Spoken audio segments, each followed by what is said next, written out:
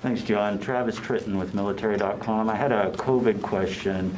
The House is considering some legislation right now that would prohibit dishonorable discharge for any troop who declines a COVID vaccine. I'm not going to ask you to comment on the legislation, but I want to ask you about the punishment. Is dishonorable discharge going to be the outcome for troops who refuse the vaccine? Yeah, Travis, as we've talked about before, the Secretary expects that the department leadership will implement these mandatory vaccines with skill, but also, because we know how to do this across a range of other vaccines, but also professionalism and compassion.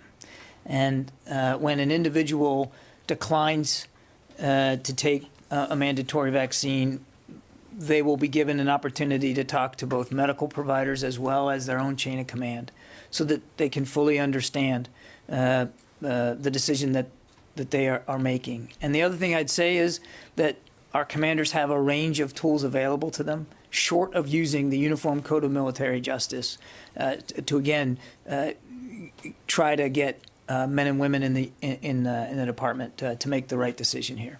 So if those other tools do fail, though, and it does go to UCMJ, can you speak at all what the outcome is? Are there a range of potential outcomes, or are we looking at dishonorable discharge? There are. I mean, if it goes to a disciplinary procedure, there are again a range of options available to commanders. Short of charges being filed and punishment of any given kind, this would be something that commanders would handle themselves, Travis. It's not something, there wouldn't be some top-down driven